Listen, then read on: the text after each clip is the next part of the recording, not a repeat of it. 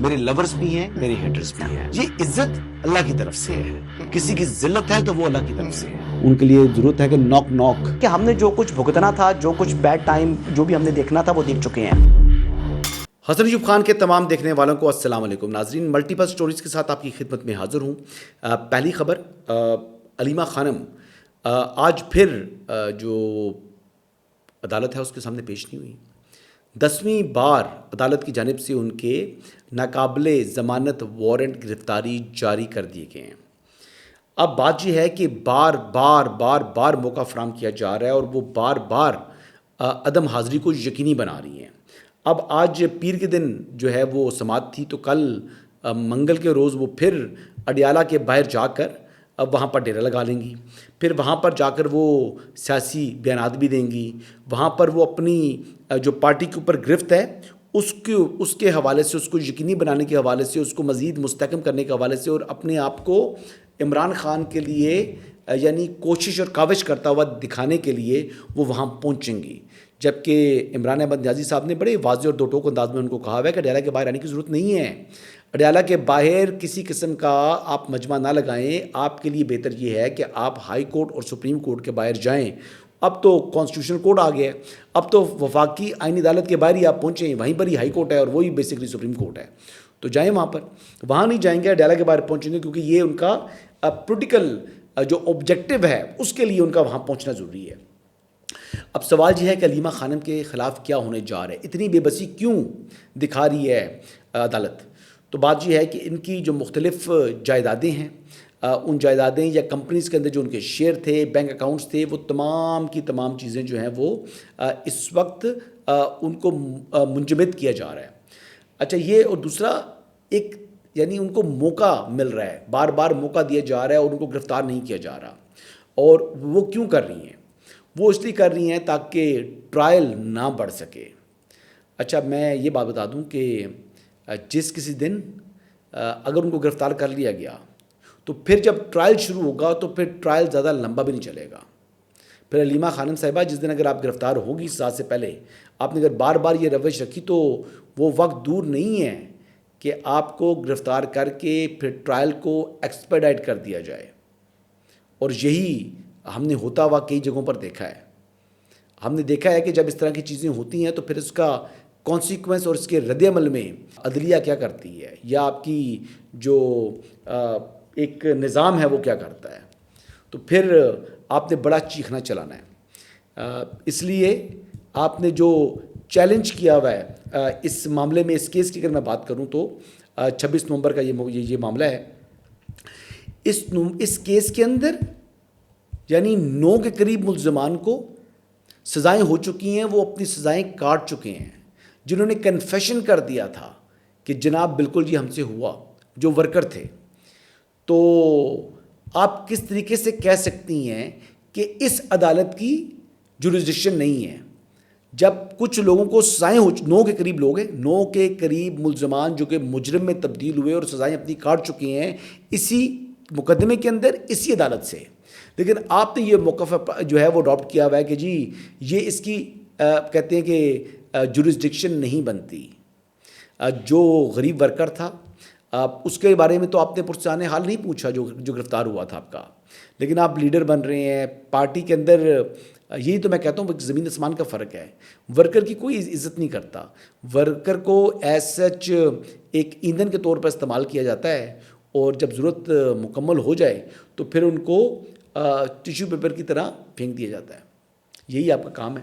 بہرحال آگے بڑھتے ہیں جی. تحریک تحفظ آئین پاکستان کی جو قیادت ہے اس نے دہشت گردی کی مذمت کرنے کے حوالے سے یا ان کے خلاف تحریک چلانے کے حوالے سے جو ہے وہ جب سوال ان سے پوچھا گیا تو اس سوال کا اچھا جواب دینے کے بجائے انہوں نے عجیب ہی منطق کی باتیں شروع کر دیں. محمود خان اچھزئی صاحب کیا فرما رہے تھے، آئیے سنتے ہیں. بلوچ ہیں یا پشتون ہیں یا چیچی ہے، یہ سب ہماری تکلیف کر رہا ہے.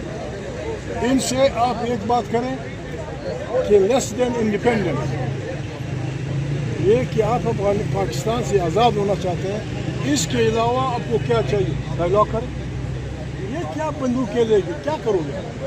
آپ کے خدا کو مانو، آپ کے اتنے دوست ہیں دنیا میں، अगर खुदा न खास्ता आपके दोस्तों ने आपके मुखालिफिन को anti tank, anti helicopter, anti जो आपके मिसाइल दिया, आप घर से नहीं निकल सकेंगे। मत दबो पाकिस्तान की कश्ती को। ये बदमाशी से नहीं होगा, अमन से, मुज़ाकरात से, शराफत से। ये अमेंडमेंट कल भी हो सकता था, सस्पेंड कर दे।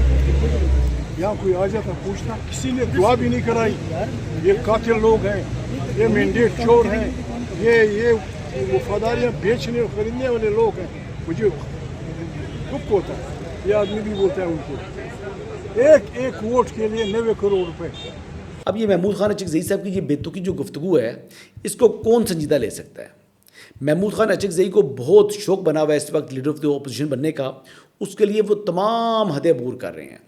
और बात फिर भी अगर लीडर ऑफ द अपोजिशन भी बन गए तो वो हमायत की बात पाकिस्तान की नहीं करेंगे।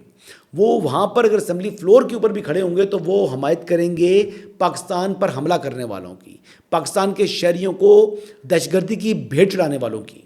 वो अभी मजम्मत नहीं कर रहे जो वाना का जो वाक़या हुआ है उस पर आपने उनकी कोई बात सुनी? को आपने सुना कि जी इस्लामाबाद कचहरी पर जो हमला हुआ वो हमें डराना चाहते हो?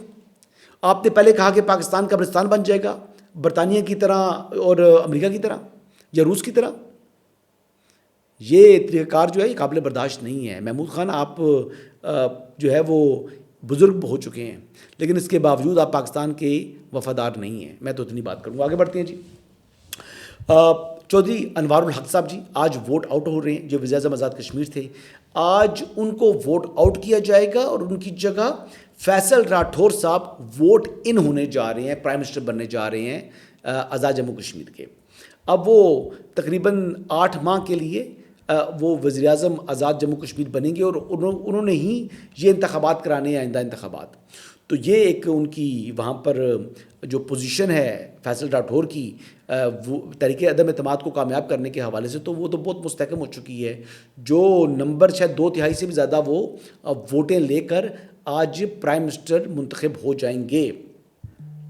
चौधरी अनवारुल हक साहब जो हैं वो एक नाकाम वज़ीर आज़म के तौर पर जाने जाएंगे। उन्होंने ख़ुद अपने बयान में कहा कि मैं तो 6 माह के लिए आया था, लेकिन मैं 2 साल से ज़ायद का अरसा गुजार के जा रहा हूँ। चौधरी अनवारुल हक साहब के दौर के अंदर कश्मीर यकजहती कमेटी बनी और कश्मीर यकजहती कमेटी ने बड़ा अपना ज़ोर भी दिखाया और आज़ाद जम्मू कश्मीर की गवर्नमेंट को उनके सामने घुटने टेकने पड़े। तो ये इनका जो है वो कैरियर है। बहरहाल इनके वालिद साहब के से मुतल्लिक़ हमेशा अच्छी बातें सुनी हैं, लेकिन अनवारुल हक साहब ऐसा एडमिनिस्ट्रेटर, एक कमज़ोर एडमिनिस्ट्रेटर के तौर पर याद किए जाएंगे। अगली खबर जी, शेख हसीना वाजिद साहिबा जो कि वज़ीर आज़म रही एक तवील मुद्दत बांग्लादेश की, जिनको फिर बांग्लादेश में आने वाले अवामी इनकलाब ने, जो कि स्टूडेंट्स की तहरीक थी, उसने मुल्क छोड़कर भागने पर मजबूर किया, उनका तख्ता उलट दिया। बांग्लादेश के इंटरनेशनल क्राइम्स ट्रिब्यूनल ने इनके जो है वो इंसानियत के ख़िलाफ़ जराइम का मुजरम करार देते हुए सज़ाए मौत का हुक्म सुनाया है। और ये जो सज़ा इनको मिली है, ये बेसिकली जो स्टूडेंट्स के ख़िलाफ़ जो गोली चलाने का इन्होंने हुक्म दिया था कि जनाब उनको मार दो। हमने वो वीडियो देखी थी कि एक स्टूडेंट आ रहा था, उसको गोली लगी, वो गिरा, वो फिर उठा, फिर उसको गोली लगी, वो जैसे कोई फिल्मी सीन था, लेकिन उस बंदे ने यानी अपनी जान तो दे दी, लेकिन उसने इतनी डिटर्मिनेशन थी उस तहरीक की कि फिर उसके बाद सब कुछ बदल गया और फिर स्टूडेंट्स ने तख्ता उलट दिया शेख हसीना वाजिद की। अब शेख हसीना वाजिद के बारे में समझें, ये यानी शेख मुजीबर रहमान साहब की साहबजादी थी, जिन्होंने तालीम हासिल की। इनकी जो यूथ गुजरी है वो इंडिया के अंदर गुजरी हैं। इनका एक तवील अरसा इन्होंने हुक्मरानी भी की, तो उस हुक्मरानी के वक्त में भी ये इंडिया की तरफ टिल्ट थी। इनकी तमाम की तमाम लॉयल्टीज़ इंडिया के साथ थी। इन्होंने यहाँ तक कि वज़ीर आज़म बांग्लादेश होते हुए इन्होंने इंडियन मुफादात को तरजीह दी निस्बतन उन्होंने बांग्लादेश के मुफादात के ऊपर। और एक तवील अरसे से जब उन्होंने हुक्मरानी की, जब इनकी गिरफ्त कमज़ोर होनी शुरू हुई, यानी वो कोटा भी जो था उनका मुलाजमतों में, उससे ये मामला शुरू हुआ था और फिर करते करते वो मामला कहाँ पहुँच गया। तो बेसिकली हसीना वाजिद एक इबरत का निशान है। आज उनके मुल्क के अंदर उनको सज़ाए मौत दी गई है, उस पर वो अपना जो भी रिएक्शन दें। उन्होंने कहा जी मेरे ख़िलाफ़ लगाए गए इल्ज़ामात झूठे हैं, हामी परेशान ना हों, इन्हें फ़ैसला जारी करने दें, मुझे इसकी परवाह नहीं। اچھا انہوں نے کہا دھمکی بھی لگا دی ہے کہ جی میں کوئی بات بھولوں گی نہیں اور ہر چیز کا حساب لوں گی. ایگزائل میں ہے جی, یہی بات کر سکتی تھی, لیکن وہ عبرت کا نشان ہے دنیا کے لیے, بنگالیوں کے لیے بھی, ان لوگوں کے لیے جو مکتی بانی کے حمایتی تھے. یہ ان لوگوں کے لیے حمایتی ان کے لیے ہے کہ جو یعنی یہ سمجھ دیں کہ ان کے والد صاحب تھے شیخ مجیب کا, ایک وقت میں بنگلہ دیش میں وہ سٹیٹس تھا جو ہمارے ہاں قائد اعظم رحمۃ اللہ علیہ کا ہے. محمد علی جناح صاحب کا جو سٹیٹس تھا وہی سٹیٹس شیخ مجیب کا تھا بنگلہ دیش میں.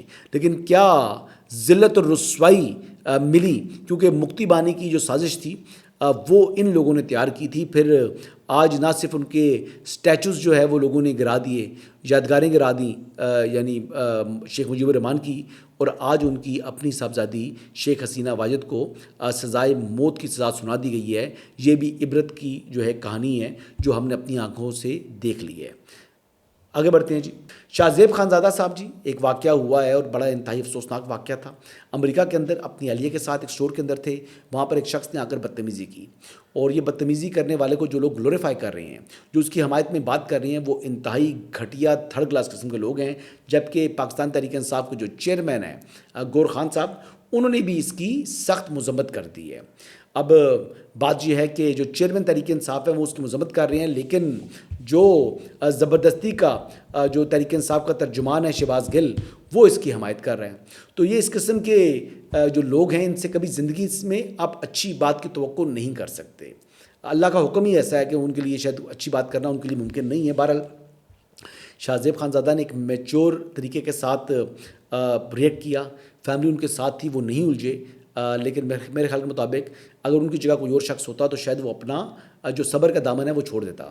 بہرحال جی, اگر آپ آپ کی آنکھ میں اتنی حیا شرم نہیں ہے کہ ایک شخص اپنی اہلیہ کے ساتھ موجود ہے, تو ہم کہتے ہیں کہ مائیں بہنیں سانجی ہوتی ہیں. تو آپ کو اس قسم کی گھٹیا زبان استعمال کرنے سے گریز کرنا چاہیے تھا. اور جو لوگ یہ کر رہے ہیں وہ یقینی طور پر اپنی اپ برنگنگ بتا رہے ہیں کہ وہ کس جو ہے وہ ان کی تربیت کیسی ہے. بہرحال جی, یہ کچھ جو زہر گھولا گیا ہے لوگوں کے مائنڈز کے اندر, جو ان کو مائنڈز کو پلوٹ کیا گیا ہے, جو عدم برداشت معاشرے کے اندر آ چکی ہے, ٹالرنس ختم ہو چکی ہے. اور جب کسی کی بھی عزت کو, کسی کی بھی بےزتی کرنے کی جو کوشش کر رہا ہوتا ہے, وہ بیسکلی اپنے آپ کو ایکسپوز کر رہا ہوتا ہے. آج میرے خیال کے مطابق, میری نگاہ میں, شاہ زیب خانزادہ جو ہے اس کی زیادہ عزت ہے نسبتاً اس شخص کے جس نے یہ گھٹیا عمل کیا. تو یہی اس وقت کی اپڈیٹس ہیں جی. اگر دوبارہ کوئی اچھی خبر آئی تو دوبارہ آپ کی خدمت میں حاضر ہو جاؤں گا, نہیں تو کل آپ سے ملاقات ہوگی. اجازت دیجیے گا. اللہ حافظ.